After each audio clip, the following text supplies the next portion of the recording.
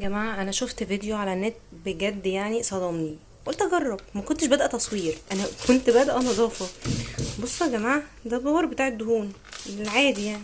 انا قلبت الطاسه كده على النار وبدات اسخنها وبدات احط باور الدهون.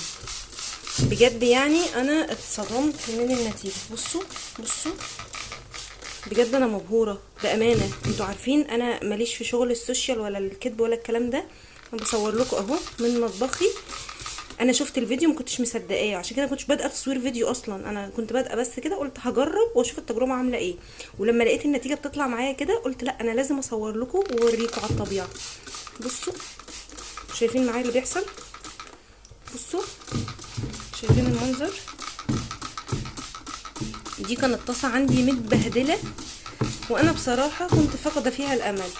انا مش بعمل اعلانات لاي منتج دهون، انت عندك اي منتج دهون هينفع اهو. طبعا هي الريحه صعبه، خدي بالك بس من الريحه. بس شايفه اللي بيحصل؟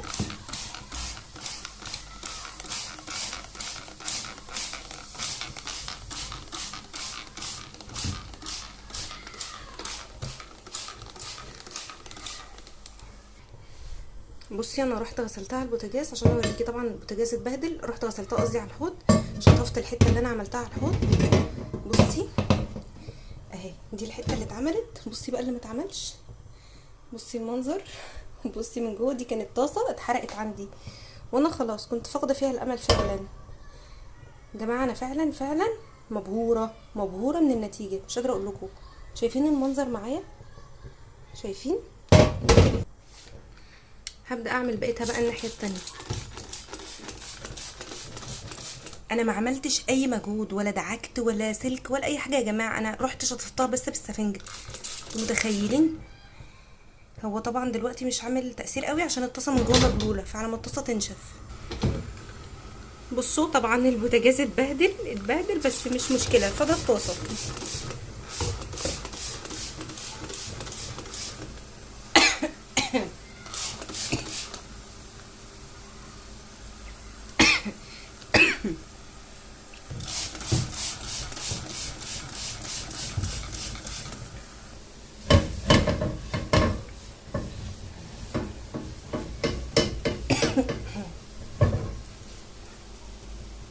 بصي من غير اي مجهود.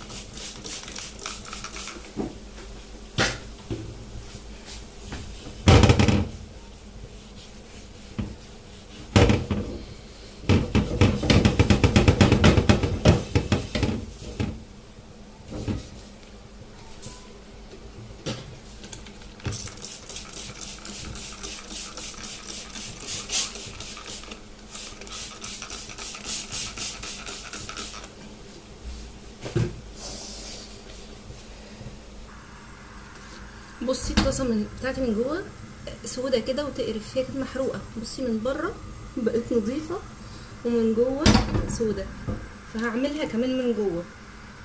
طبعا انا الريحه خنقتني عشان خاطر انا ما عنديش شفاط. انت عندك شفاط، شغلي الشفاط هيرحمك من ده، وخلي دايما وشك بعيد عن البخار اللي طالع. هنعملها من جوه بقى.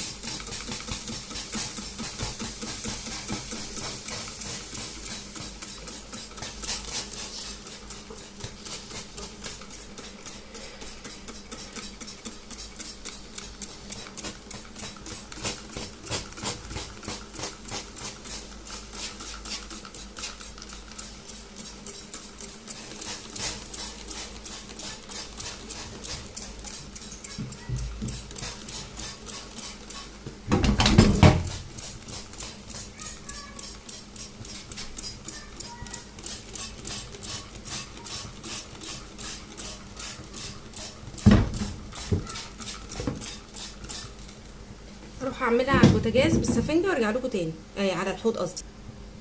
شفتوا فرق اللون يا جماعه؟ بصوا الفرق عامل ازاي.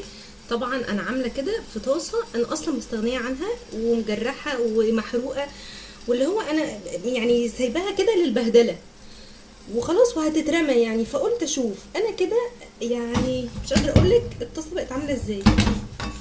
بصي بصي الطاسه، طبعا التجريح ده فيها يعني، ده مش من المنظف. بصي من الناحيه التانية، هي اصلا نوعيه الطاسات دي بصراحه مش حلوه. النوع ده محدش يجيبه، النوعيه دي مش حلوه ابدا يا جماعه. يعني تجربتي معاها سيئه، مش بتستحمل وبتتجرح بسرعه جدا، على الرغم من ان انا من الناس اللي بتحافظ قوي، لكن هي نوعيتها وحشه، فمحدش يجيب النوع ده.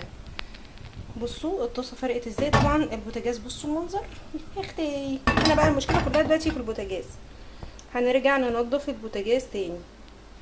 لكن الطاسه ما شاء الله ما شاء الله اهي رجعت جديده. طبعا لسه الظهر عايز شويه، بس انا تعبت بصراحه، الريحه خنقتني قوي، فممكن مره تانية اعملها. بصراحه النتيجه ابهرتني ابهرتني ابهرتني، وقلت لازم اوريكم النتيجه. الناس اللي عندها باور اهلا وسهلا، هتلاقيه في اي محل بيبيع منظفات. ما عندكيش باور، عندك بتاع ده، عندك اسمه ايه، اللهم صل على سيدنا محمد، اي حاجه مزيله للدهون، سواء بقى تبع لاستر او تبع اي شركه، الحاجات اللي هي مذيب الحروق والدهون دي ده اللي هينفع معاكي. اي شركه، انا مش بعمل دعايه لشركه معينه يا جماعه، واللي عارفني عارف كده كويس قوي. انا مش بعمل دعايه، انا بوريكم تجربتي الحقيقيه. بطمنكم على البوتاجاز الحمد لله بعد المعركه بتاعه الطاسه. البوتاجاز غسلته ونضيف اهو، بس في حاجه ما عملتش حسابها. بصوا الجزء ده نقط ازاي من البتاع ده، من المذيب بتاع الدهون.